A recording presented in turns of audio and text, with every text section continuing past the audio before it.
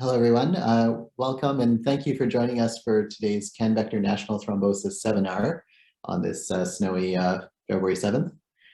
This is a series of monthly seminars which are hosted live throughout the academic year and are hosted by both Canadian and international experts. Video recordings of this seminar will be available on www.canvector.ca.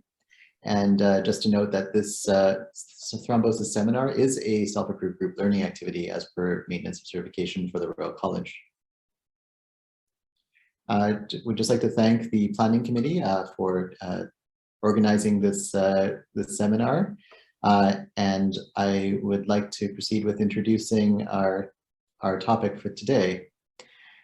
So thank you for joining us and coming to speak. I'd like to introduce Dr. Jamil Abdulrahman and Dr. Kevin Kuo, who will be giving a talk on venous thromboembolism and sickle cell disease, about its risk prevention and management. And to give you a little bit of background on our speakers, Dr. Abdulrahman is a pathologist and clinician investigator with specialization in thrombosis and hemostasis, working at Toronto General Hospital within the University Health Network. He is an assistant professor at the University of Toronto and an early career investigator with research interests in clinical studies in the use of anticoagulation in special populations, including sickle cell disease. And Dr. Kuo, who will also be co-delivering today's talk, is an adult hematologist and clinician investigator in the Red Blood Cell Disorders program at the University of Toronto, Toronto General Hospital, University Health Network. He is an assistant professor in the Division of Hematology and the Institute of Health Policy, Management and Evaluation at U of T. His particular clinical focus is on rare congenital hemolytic anemias, and his research focuses on novel therapies of hemoglobinopathies and rare anemias, as well as the impact of sickle cell disease on neurocognition and chelation methods to treat and preventing iron overload. So without further ado, let's move to our next slide. I just wanted to remind everyone that the presentation will have a 15-minute Q&A at the end of the presentation. So at any point, you can submit any questions through the Q&A section of the platform, and I'll be moderating the end of the talk for that so that we can go through and discuss some of these questions. Without further ado, I will turn it over to Dr. Kuo and Dr. Abdulrahman. I believe Dr. Kuo is taking the first section here. Thank you, Dr. Ikazaka, for the very generous introduction, and welcome everybody. Today's learning objectives will be to understand the prothrombotic pathophysiology within sickle cell disease, to understand the risk factors for venous thromboembolism in sickle cell, to be aware of the strategies to decrease the risk of venous thromboembolism in sickle cell disease, as well as to have an approach towards the treatment of venous thromboembolism in sickle cell disease. So now I shall provide a brief introduction to sickle cell disease.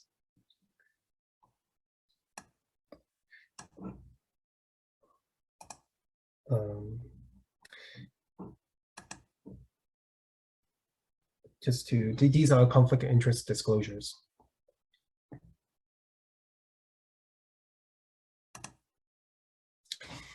To talk about sickle cell disease is to talk about malaria. And the reason for that is because at the dawn of human civilization, when we begin to move from a nomadic tribal setting to a more settled agrarian culture, we begin to cultivate all sorts of different plants, we begin to domesticate animals.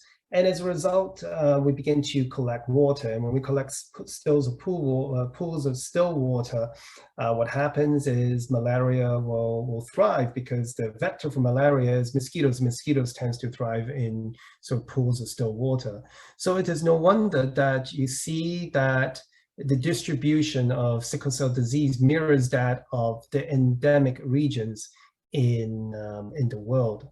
So sub-Saharan Africa, South Asia, and then you're going to ask, well, what about areas like Southern Europe? Why does malaria persist there? Because we have to remember that prior to the days of DDT and deforestation and all the jazz of altering our terrain, that Southern Europe tends to be a very hot spot for malaria as well. If anyone knows of, say, the Roman history, you remember Campus Martius, right? The Martian plains where just south of Rome, where it was rid of with mosquitoes because it was total swampland. Not until actually Benito Mussolini began to drain that swampland and change it into arable farmland in the 1930s.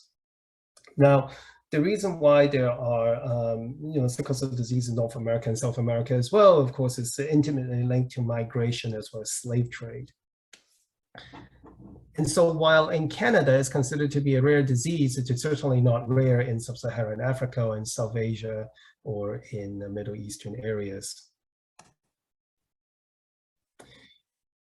And where is the problem with sickle cell disease? Well, if we go back to basic biochemistry, we need to remind ourselves that hemoglobin is composed of 2 alpha and 2 beta globin chains, and these act in cooperation to form hemoglobin, as shown on the top right-hand corner here. And beneath that is of course, the alpha chains, which are produced from chromosome 16, and the beta chain, which is produced from chromosome 11. However, when a person is still in the fetal stages prior to birth, we see that it is actually the epsilon and the gamma that predominates rather than the beta globin. Beta globin is actually not expressed until around 40 weeks after birth. And as a result, babies with high levels of fetal hemoglobin are not susceptible to sickle cell disease at all, even if they have the mutation that characterizes sickle cell disease, which is a change in the amino acid in the 6 codon from in the beta globin locus from glutamine to valine. And what happens then is that when a cell starts expressing sickle hemoglobin, under deoxygenated conditions, the cell will start sickling because the sickle hemoglobin, because of this mutation, the glutamine to valine, the valine is a hydrophobic patch in the beta globin gene, in the beta globin protein, which then the hydrophobic surfaces will act as contact sites for polymerization of the sickle hemoglobin. So if you look under the electron microscope, you can actually see that the sickle hemoglobin will form these long, very hard tendrils within the red cell. And because of these tendrils, it will dehydrate because of supersaturation of the sickle hemoglobin. First, they'll dehydrate the red cells by affecting things like Gotto channels and MDA receptor. Second of all, the dehydration process will also lead to changing in the shape of the red cells into sort of a sickle shape. Sometimes it can be in oat shapes, as you call it, oat cells, boat cells, and so forth. And when that happens, 2 things happen. One is hemolysis. The other one is adhesion to the endothelium or vaso-occlusion. The process of vaso-occlusion itself is actually activation of TLR4, leading to expression of E-selectin and P-selectin, as well as ICAM and VCAM, which these red cells will interact with the endothelium through VLA4. That itself will recruit platelets as well as monocytes, which actually leads to further activation of the endothelium, leading to an inflammatory process. In addition, the hemolysis itself is going to release free heme. Now, haptoglobin and hemopexin do try very hard to mop up the free heme as well as the free hemoglobin that's been floating around, but there's only so little haptoglobin and so few free heme so few hemopexin to go by, such that very rapidly that both haptoglobin and hemopexin will be completely depleted within the body. And as a result, the excess hemoglobin will then first form dimers, and the dimerization process will then lead to consumption of nitric oxide, forming S-nitrosyl hemoglobin. We all know that nitric oxide is a very potent vasodilator, and so now you've stripped away this very potent vasodilator. It is also anti-inflammatory as well. Not only that, the release of RBC arginase, which is an enzyme dedicated to destroying arginine and turning into ornithine, deprives the body of the ability to produce more nitric oxide. Furthermore, the liberation of free heme will generate reactive oxygen species such as superoxide radicals, hydroxyl radicals, and hydrogen peroxide.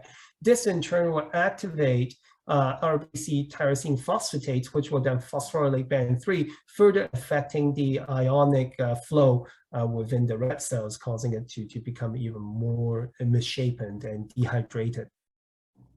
Of course, there's also NTBI, non-transferrin bound iron, that's released from the scavenging of the iron within the free heme, which then will lead to further generation of reactive oxygen species, setting up a very inflammatory milieu.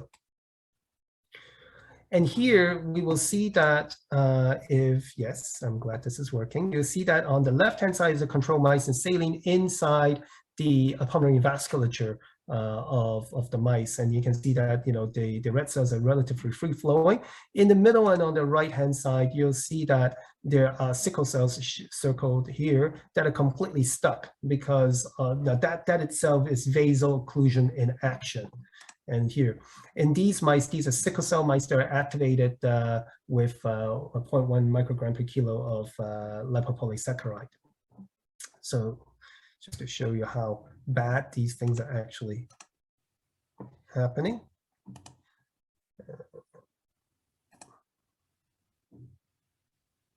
Okay, so in sickle cell disease that is more than pain, we have multi-organ dysfunction here: retinopathy, stroke, silent infarct, vasculopathy, moya, so arterial thrombosis, asthma, acute chest syndrome, pulmonary hypertension, thromboembolic events, venous thromboembolic events, asplenicism, saline sequestration crises, infection, cholelithiasis, hepatopathy, nephropathy, dactylitis, avascular necrosis, osteoporosis, leg ulcers, aplastic crises, priapism, and if you're a female, you're prone to having pregnancy complications. And you can see here of all these different organ damage that, invariably, between 10 to 35% of patients are affected. And the median age of diagnosis is between 20s and 30s, where a person's life is supposed to be most productive. And this, of course, results in reduced quality of life, disability, morbidity, and early mortality. And in terms of early mortality, we can see that the mortality of patients with sickle cell disease has been reducing as a result of advancing supportive care. So here on the left-hand side, we see that patients who are on follow-up at different cohorts, it would be a Jamaican cohort in the study for sickle cell disease, cooperative study for sickle cell disease in the 1970s, in the Dallas cohort, and most recently in the 2000s, you can see that there has been improved survival over the years. However, you can see from on the right-hand side, which is a Kaplan-Meier curve of our clinic, which houses 1,112 adult sickle cell patients, that you can still see that the median age of survival is still slightly less than the Canadian average, in the 70s. So we still have ways to go. Not only that, the health-related quality of life in sickle cell disease is similar to cancer patients in treatment, as you can see on this on this graph here, which is sitting right here, sickle cell sitting right here, and then there's patients with cancers on treatment. While the mainstay of, now you may think that in such a devastating disease that we'll have a lot of treatment options, but currently there's only 3 approved therapies, and they're not even approved in all jurisdictions. There is hydroxyurea that's approved by the FDA as well as the EMA and Health Canada, but other treatments like L-glutamine, voxelotor, and crizanlizumab are not available in Canada at all, and they are only conditionally approved by the FDA. And so in this context, then we have a lot of different opportunities in which we can provide the different targets. I mean, you have seen these already. The arginines in phase 3, these are phase 2 drugs, and then these are the phase 1 drugs. However, as you can see here in the black, these are also drugs that have tried in the past in various clinical trial settings that have failed to demonstrate any benefit. So while there is many promises, there's also been a lot of failures in our field in order to try to find some treatable, some way to modify the disease. And now I shall hand over to Jamil to talk about the thrombotic pathophysiology of sickle cell disease. Thanks. Okay, So now we'll look at the prothrombotic tendencies within sickle cell disease. So patients with sickle cell disease are in a persistently strong thrombophilic state. As we saw, the sickling and hemolysis of the red blood cells leads to ischemia-reperfusion injuries, oxidative stress, and inflammation. These in turn lead to activation of the coagulation cascade, platelet activation, endothelial dysfunction, and impaired blood flow. These processes occur not only during acute events like vaso-occlusive crises, but they also occur in the steady state when these patients are clinically well.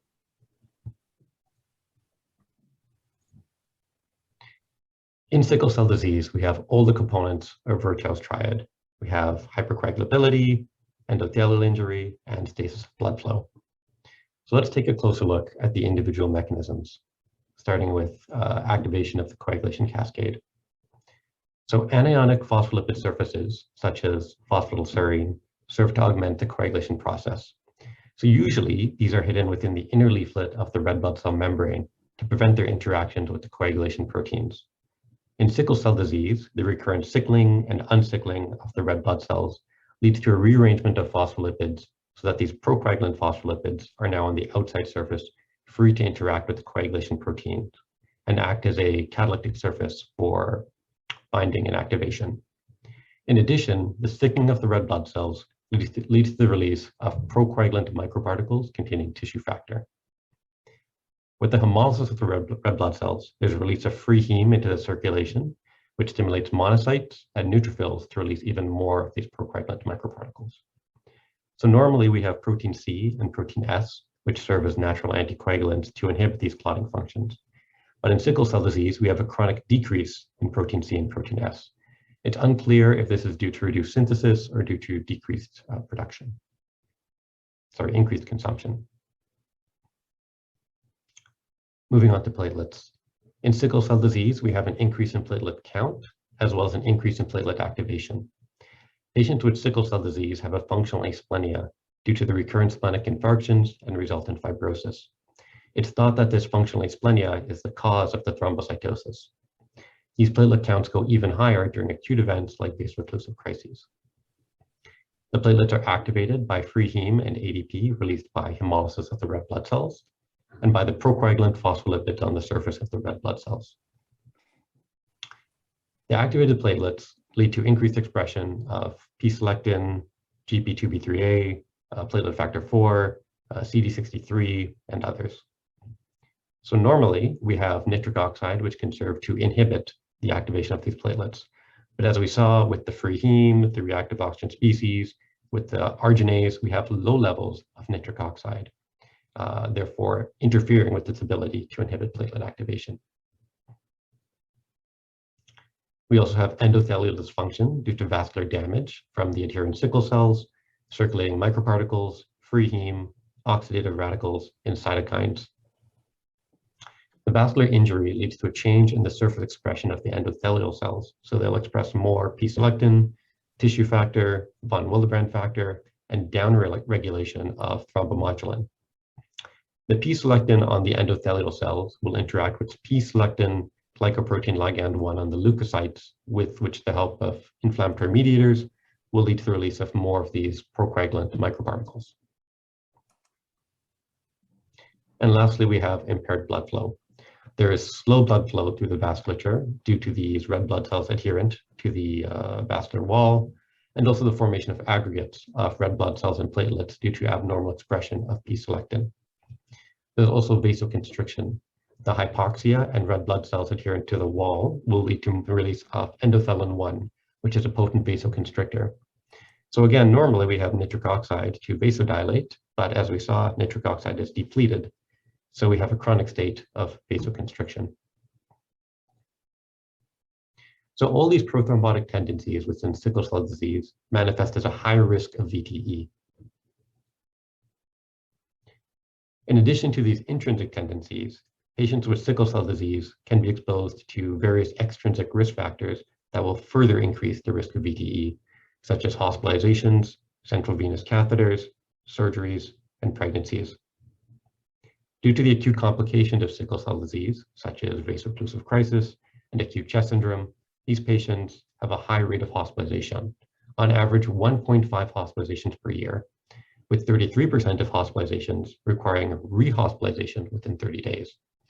There's also a high risk of admission to critical care, with 13% of those with acute chest requiring admission to critical care with mechanical ventilation support.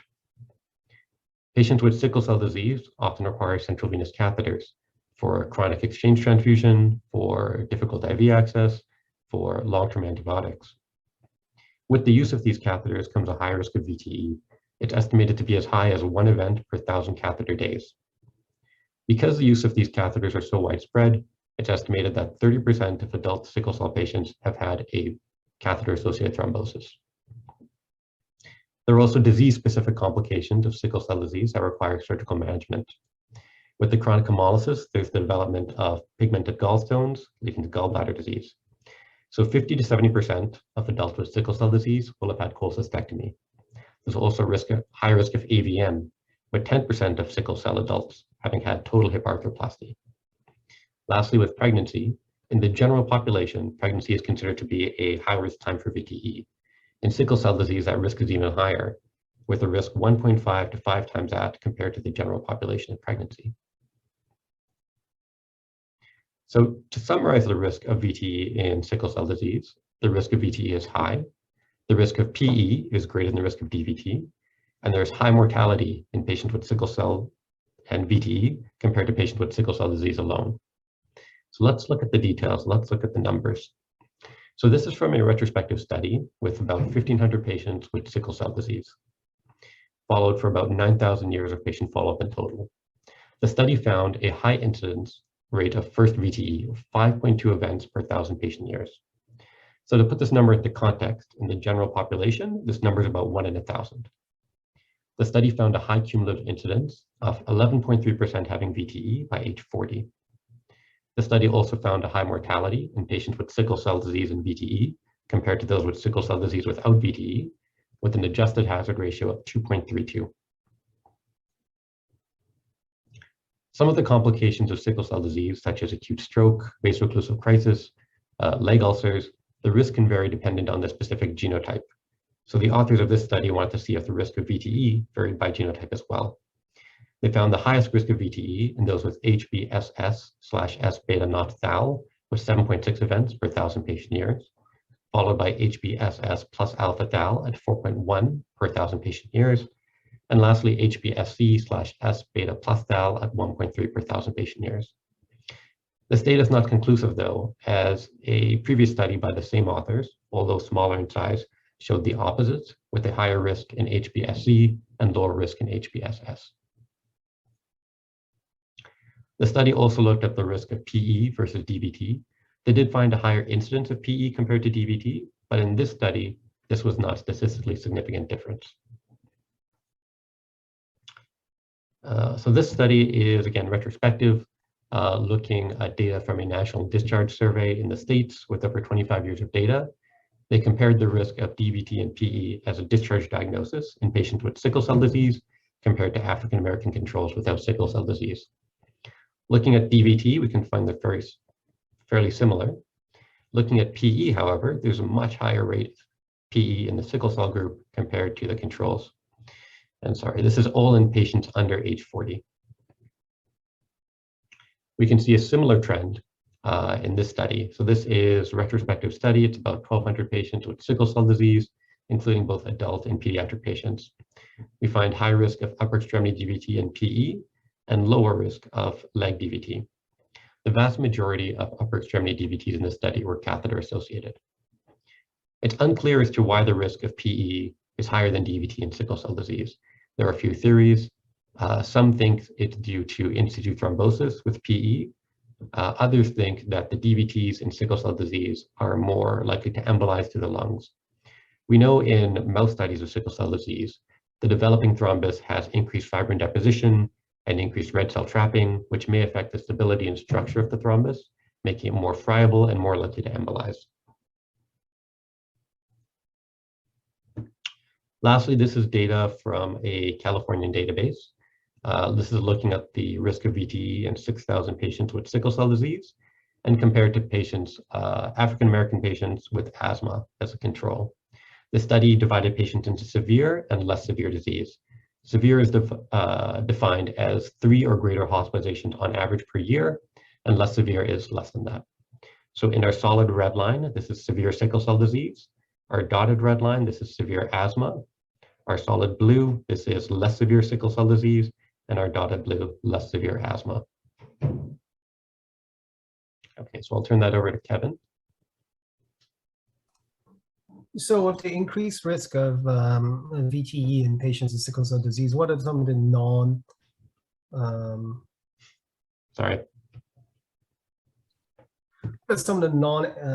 anticoagulant strategies that we can take to prevent VTE in sickle cell disease? Can I have control, please? If not, then maybe Jamila can advance for me. Okay, thank you.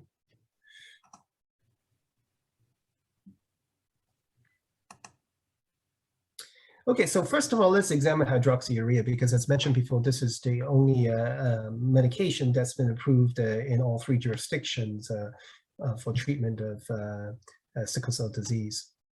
We know that hydroxyurea reduces sickling of red cells, prevents the release of free hemoglobin, red cells, and thrombocytosis, which in turn are known to contribute to the prothrombotic state. However, the evidence behind hydroxyurea and prevention of VTE is inconsistent, and the quality of evidence were low. In a study by Sri Suwanakukan of 1,193 patients, which is a cross-sectional study, it suggests that the use of hydroxyurea was an independent risk factor of VTE with a p-value of 0.02.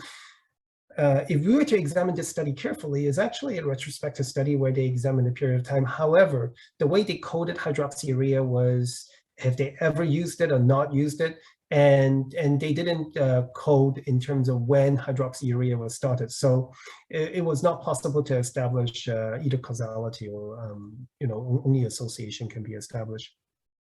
Similarly, Colella et al. Showed that hydroxyurea was associated with reduction in the hypercoagulability markers, but Brunetta et al. Showed that red cell microparticles and monocyte microparticles concentrations were increased in those who were treated with hydroxyurea, but there was a reduction in TAT and D-dimers.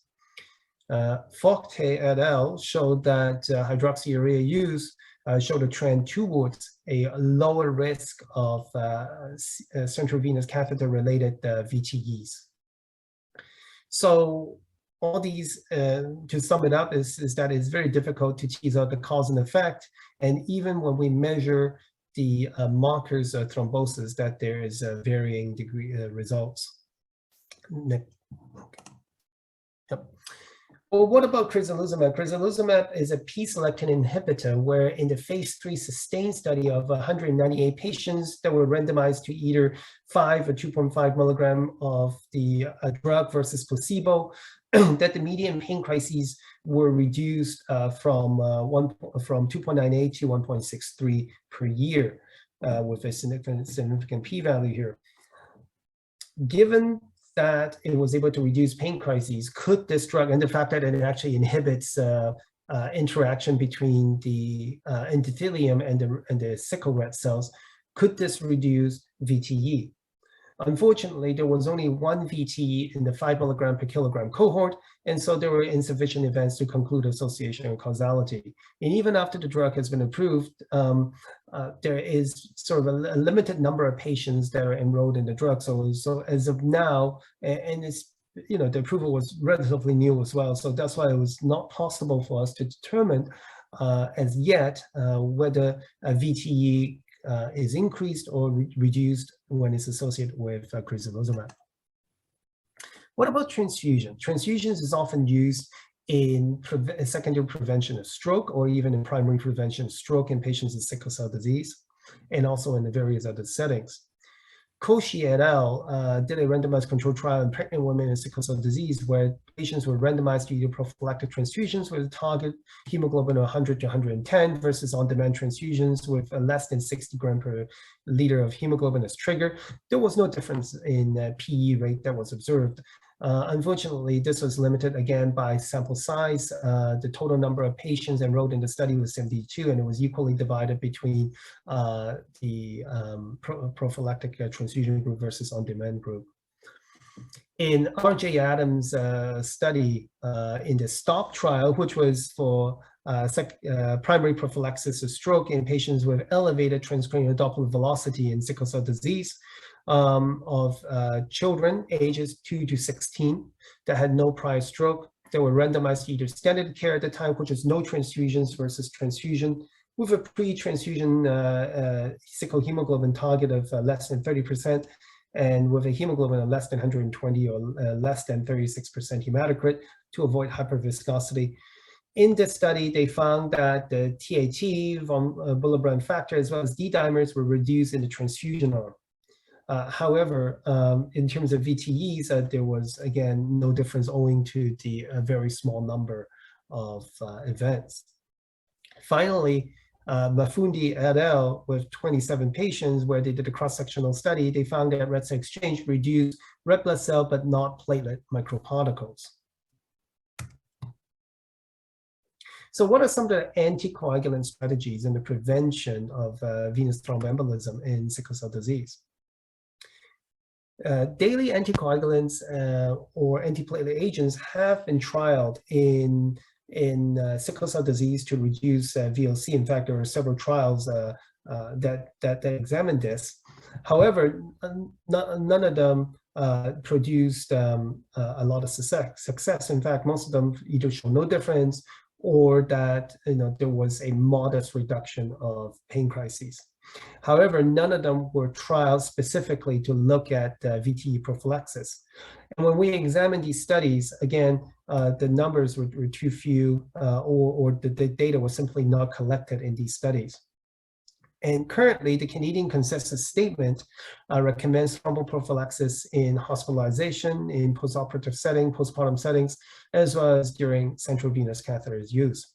The BCSH guideline also recommends that women with sickle cell disease should be considered for prophylactic low molecular weight heparin from 28 weeks of pregnancy until 6 weeks postpartum. And if the women have additional risk factors, that prophylaxis should start at the beginning of pregnancy.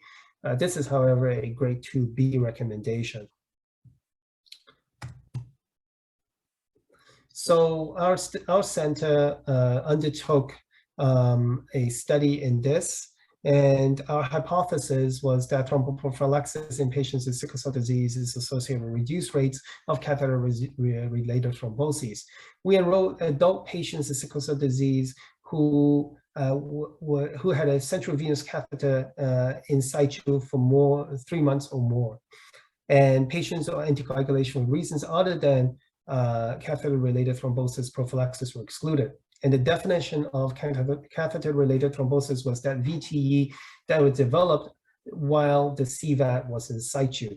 And we enrolled patients retrospectively between 2009 and 2017.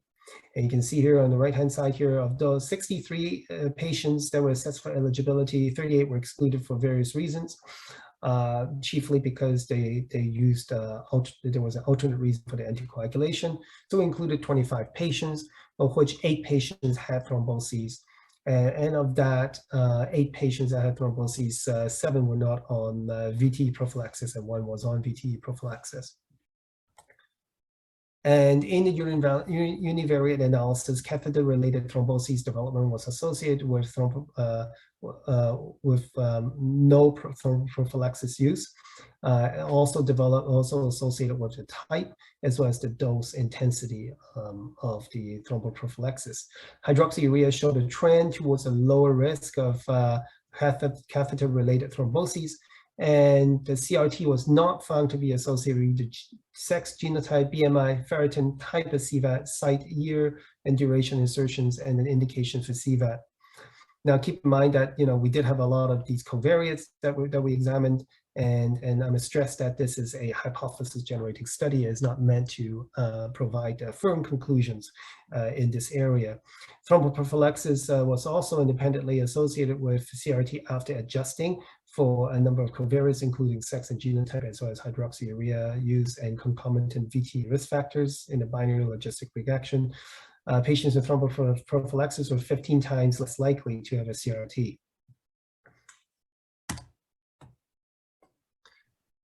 And now I'll switch back to Jamil to present this pilot study. So we just wanted to give a quick plug for our study, Thromboprophylaxis in Sickle Cell Disease with Central Venous Catheters. This is a pilot double-blind study. We're looking at patients with sickle cell disease and central venous catheters randomized to either low-dose rivaroxaban 10 or placebo to see if it decreases the risk of thrombosis. But this is just a pilot study, so really the primary outcomes are just feasibility. Unfortunately, we've had delays due to COVID, but we're hoping to start recruiting in Toronto this month, and then hopefully in a site in Alberta and in Quebec sometime this year. So if you have any questions, comments, or if you have a site that has a lot of sickle cell patients with central venous catheters, please do let us know. Our emails are down here. Okay. So moving on. So lastly, we'll look at treatment of VTE in sickle cell disease. So unfortunately, we don't have any clinical trials looking at anticoagulation as treatment of VTE in patients with sickle cell disease. So the best we can do is extrapolate from the guidelines in the general population, which recommend DOACs over VKA as first-line therapy, given the lower risk of bleeding, the fixed dosing, and the no need for routine monitoring of effect.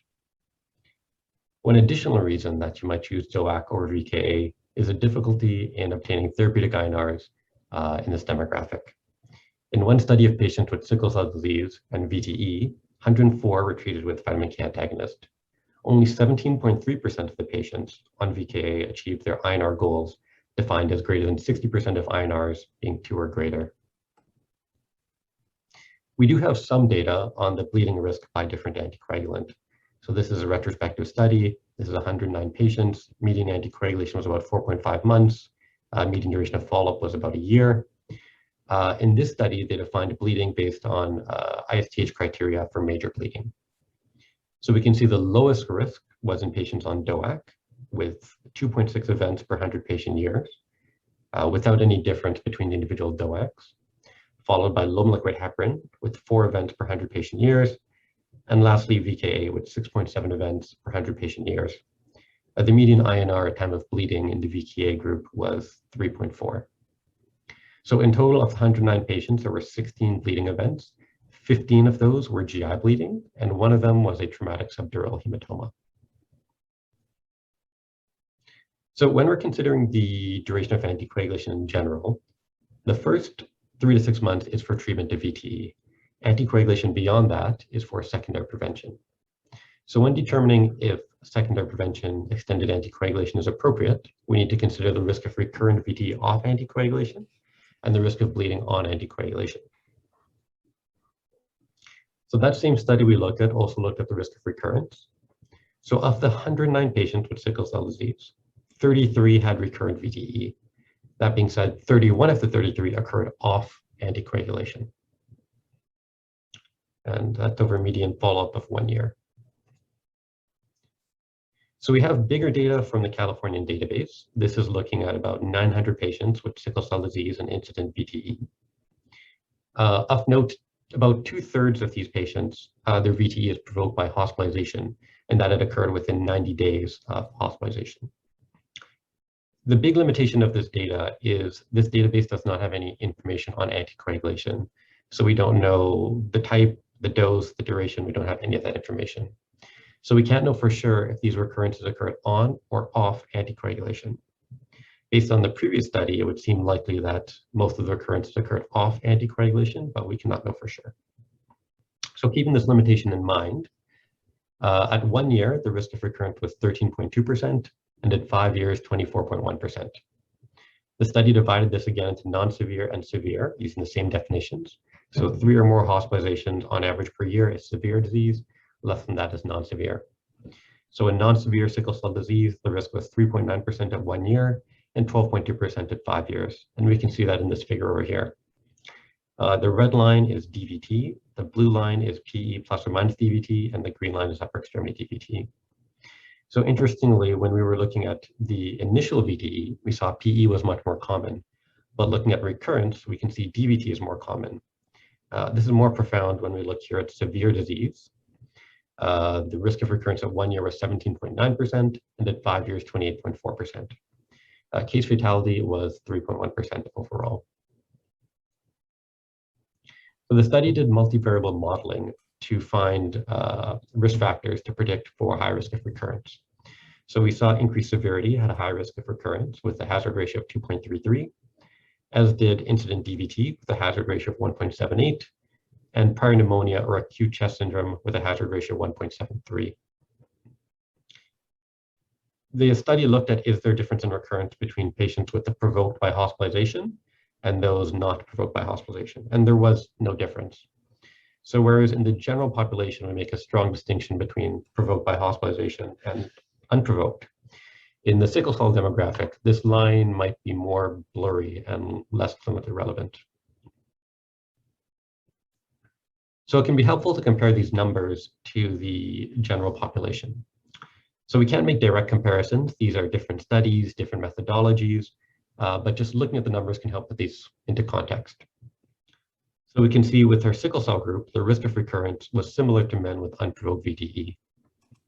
The risk is even higher in those with severe SCD compared to men with unprovoked VTE. And we have to remember that 2/3 of these patients in the sickle cell group, their VTE events were provoked by hospitalization. The case fatality rates seem fairly similar, 3.1 in sickle cell and 3.8% in the comparator. Okay, so next let's look at bleeding. So in general, patients with sickle cell disease at baseline have a high risk of bleeding. This is data again from Californian cohort, so about 6,000 patients with sickle cell disease. About 10% of the patients in this cohort were already on anticoagulation, so we do have to keep that in mind. The bleeding in this study was defined as per ICD codes. So the patients needed either hospitalization or visit to emerge with their bleeding. By age 40, the cumulative incidence was 21%. Most common bleeding was GI bleeding, menorrhagia, and epistaxis. So going back to our patients with VTE. So again, limitations are we don't know the anticoagulation data, so we can't know for sure if these bleeding events occurred on or off anticoagulation. And the bleeding events in this study were defined as per ICD codes. So again, needed hospitalization or emergency visit, but this is not ISTH major bleeding. That being said, the risk of bleeding was high, 4.9% at 6 months and 7.9% at 12 months. The risk was lower in non-severe SCD at 2.1% at 6 months and 3.5% at 12 months, and higher in severe sickle cell disease, 6.3% at 6 months, 10.1% at 12 months. Case fatality was 7.4%, and a quarter full fatal bleeds were intracranial hemorrhage. So the median time to bleed was 25.1 months, and most common site of bleeding was GI, epistaxis, and menorrhagia. We can see 6.9% of bleeds were intracranial hemorrhage.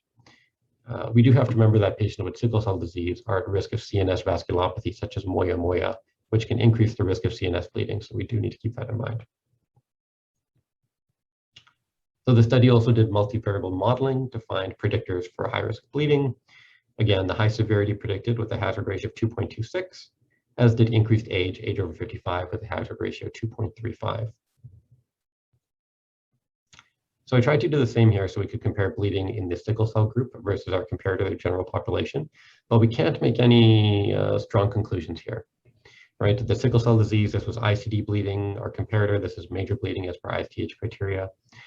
In our general population, we have initial and extended anticoagulation. We have DOAC and we have VKA, whereas we don't have those groupings in our sickle cell group.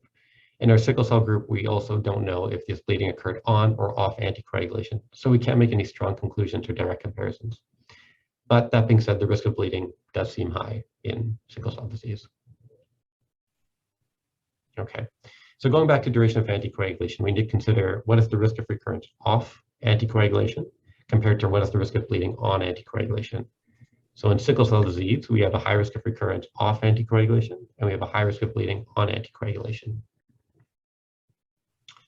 So how do we put that all together? So in general, we have pretty minimal data for the treatment of VTE in patients with sickle cell disease. So in general, we should follow the general guidelines for the population. with some slight modifications. As recommended in the guidelines, should anticoagulate for at least 3 months with a DOAC.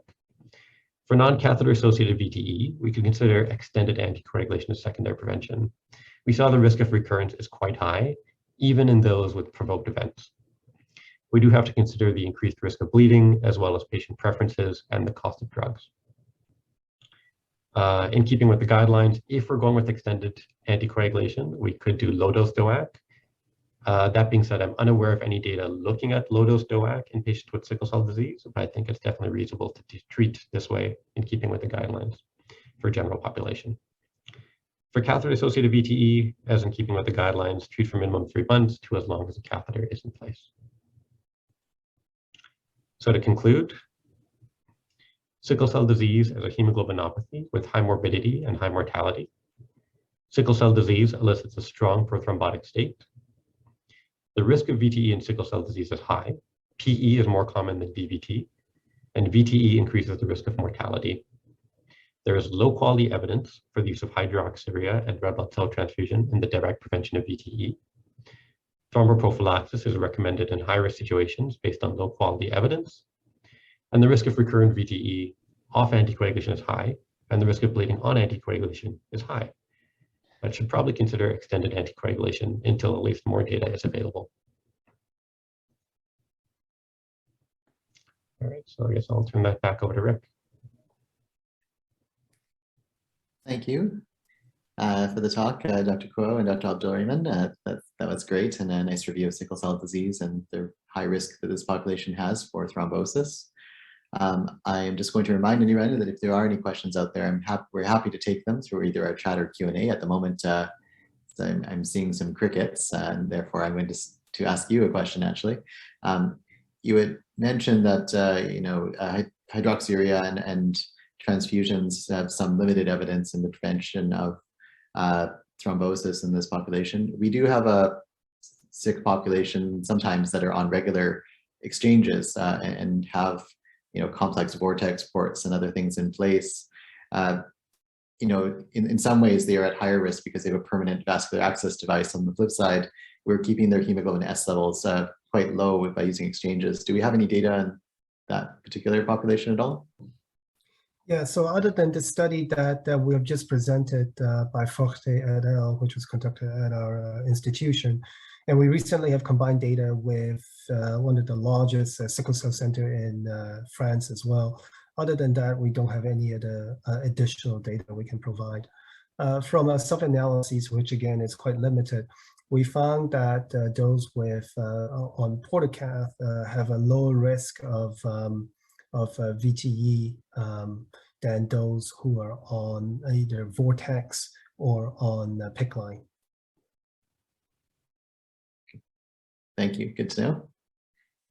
But again, you know what, that could be confounded by flow, right? Because with vortex, you're under very high flow, whereas with portacath, you can only your flow can only go so fast.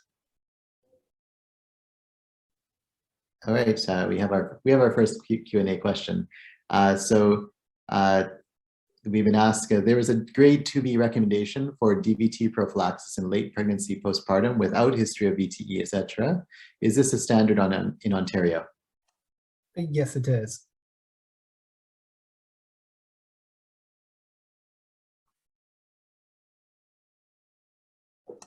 But again, we do evaluate from a case-to-case basis, right? So while we do try to implement universally, it's not a slam dunk recommendation, because we have to look at individual risk factors, especially around bleeding.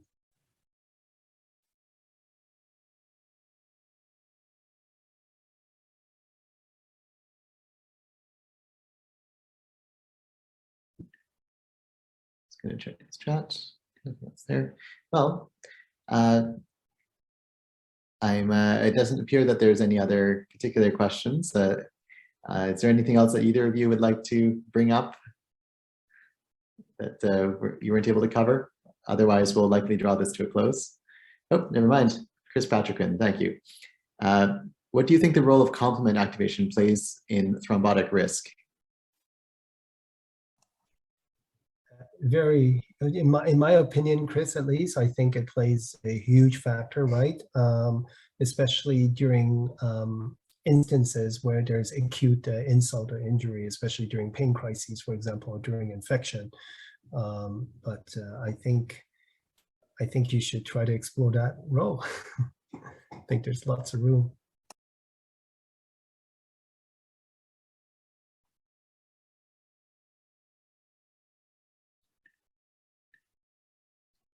Sounds good. Then I would like to thank both of our speakers, Dr. Kuo and Dr. Abdulrahman from Toronto, and we will look forward to greeting everyone at our next National Thrombosis Seminar. More information to follow. Thanks a lot, everyone.